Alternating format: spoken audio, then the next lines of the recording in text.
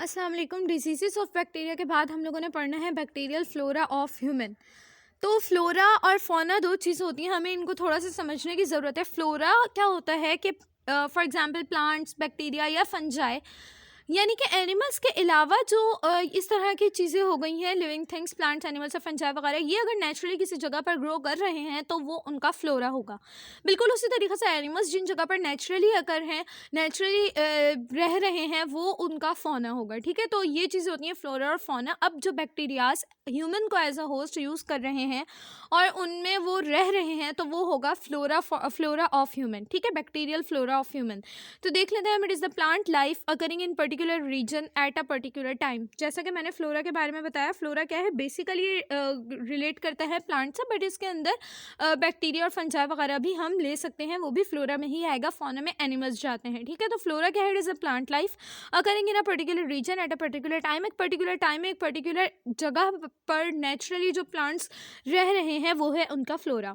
फिर उसके बाद normal flora is the population of micro organisms routinely found growing on the body of healthy persons. Normal flora क्या है, normal flora ये है कि जो माइक्रो ऑर्गेनिजम्स एक हेल्दी पर्सन की बॉडी में रह रहे हैं और वहाँ पर ग्रो कर रहे हैं, तो वो होगा उनका नॉर्मल फ्लोरा।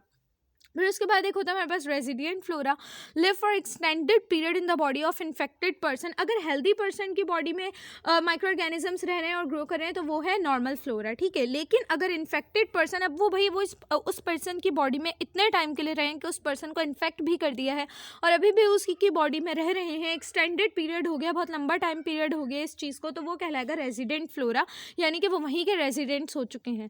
फिर उसके बाद एक होता है हमारे पास ट्रांजिएंट फ्लोरा। ट्रांजिएंट फ्लोरा जो वो होते हैं जो माइक्रो ऑर्गेनिजम्स किसी भी बॉडी को टेम्परेरीली यूटिलाइज करे अपने रहने के लिए, अपनी ग्रोथ के लिए, अपनी रिप्रोडक्शन के लिए, तो वो होगा उनका ट्रांजिएंट फ्लोरा। ठीक है, so micro organisms, many micro organisms makeup normal flora. बहुत सारे माइक्रो ऑर्गेनिजम्स नॉर्मल फ्लोरा बनाते हैं, विच अकर इन लार्ज नंबर, और ये बहुत ज़्यादा तादाद में होते हैं। In fact there are more bacteria in just one person's mouth than there are people in the world. हाँ, तो क्या कह रहे हैं, हमें बता रहे हैं कि इनकी क्वांटिटी इतनी ज़्यादा होती है कि पूरी दुनिया में जितने इंसान हैं उससे भी ज़्यादा सिर्फ एक इंसान के मुंह में नंबर ऑफ बैक्टीरियाज हो सकते हैं। ठीक है, तो इनकी क्वांटिटी इतनी ज़्यादा होती है, इनकी अमाउंट। फिर उसके बाद अब हम देखते हैं मेंबर्स ऑफ नॉर्मल फ्लोरा और उनकी एनाटॉमिकल लोकेशन के।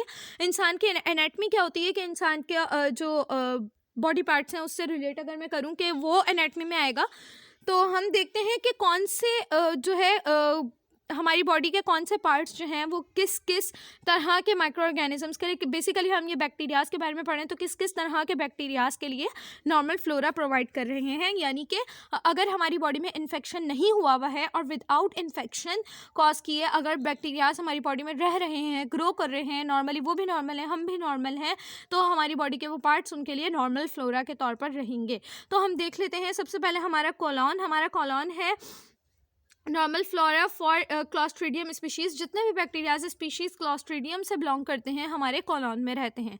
इसी तरीके से हमारा कॉलॉन, हमारा वजाइना और यूरिथ्रा, ये क्या है, ये हमारे एक्सक्रीटरी ऑर्गन्स हैं और प्लस रिप्रोडक्टिव ऑर्गन्स भी हैं।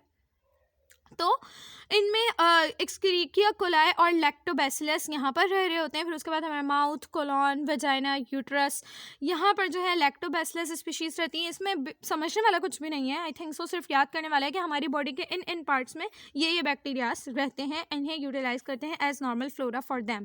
फिर उसके बाद अब हमें देखना है कि नॉर्मल फ्लोरा, भाई अगर नॉर्मल फ्लोरा हमारी बॉडी को नुकसान नहीं पहुँचा रहे हैं, अगर हमें इन्फेक्शन नहीं कर रहे हैं, ये तमाम बैक्टीरियाज हमारी बॉडी को यूटिलाइज तो कर रहे हैं, but as a normal flora हमारी बॉडी को इन्फेक्ट नहीं करने, कोई नुकसान नहीं पहुंचाने, वो भी नॉर्मल है, हम भी नॉर्मल है, तो ऑब्वियसली हमें उनका कोई ना कोई फ़ायदा तो है अगर नुकसान नहीं कर रहे हैं। तो हम देखते हैं क्या बेनिफिट्स हैं इन बैक्टीरियाज के हमारी बॉडी में। Normal flora protect us against potentially harmful micro organisms. जितने हार्मफुल माइक्रो ऑर्गेनिजम्स, बहुत ज़्यादा पोटेंट यानी कि बहुत ज़्यादा हार्मफुल ऑर्गेनिजम्स अगर हमारी बॉडी में आ रहे हैं, माइक्रो ऑर्गेनिजम्स को, तो नॉर्मल फ्लोरा हमें हेल्प करता है उनसे फाइट करने में और उनसे प्रोटेक्ट करने में। फिर उसके बाद second, the normal flora also plays an important role in the development of immune responses. Normal flora में जो बैक्टीरिया बैक्टीरियाज हमारी बॉडी में है, ये हमें हमारे इम्यून सिस्टम को भी स्ट्रॉन्ग करने में हमारी हेल्प कर रहे होते हैं, क्योंकि इन्हीं के अगेंस्ट हमारी बॉडी कुछ ऐसी एंटीजेंस बना लेती हैं कि मतलब हमारी बॉडी इनके एंटीजेंस के रिस्पॉन्स में ऐसी एंटीबॉडीज़ बना लेती हैं कि अगर कोई और माइक्रो ऑर्गेनिजम्स या हार्मफुल माइक्रो ऑर्गेनिजम्स हमारी बॉडी में एंटर करते हैं तो हमारी बॉडी पहले से उसके लिए प्रिपेयर होती है, हमारा इम्यून सिस्टम पहले से बूस्टअप हुआ होता है, ठीक है। तो ईजिली हमें कोई डिजीजेस कॉज नहीं होती, क्योंकि हम ये हमारे इम्यून सिस्टम को डेवलप कर देती हैं। फिर उसके बाद प्रोड्यूसेस सम न्यूट्रिशनल सब्सटेंसेस, प्लस ये हमारी बॉडी को कुछ न्यूट्रिशंस भी प्रोवाइड करते हैं। मैंने intestinal bacteria produce vitamin B and K, इस बारे में हम पहले भी पढ़ चुके हैं। हमारे इंटेस्टाइन में रहने वाले काफ़ी सारे बैक्टीरियाज विटामिन प्रोडक्शन करते हैं, एग्जाम्पल्स दी में विटामिन बी एंड के प्रोडक्शन। तो यहाँ पर बॉडी बैक्टीरियल फ्लोरा का टॉपिक एंड हो चुका है। उसके बाद कंट्रोल ऑफ हार्मफुल बैक्टीरिया, इसे हम करते हैं इंशाल्लाह नेक्स्ट लेक्चर में।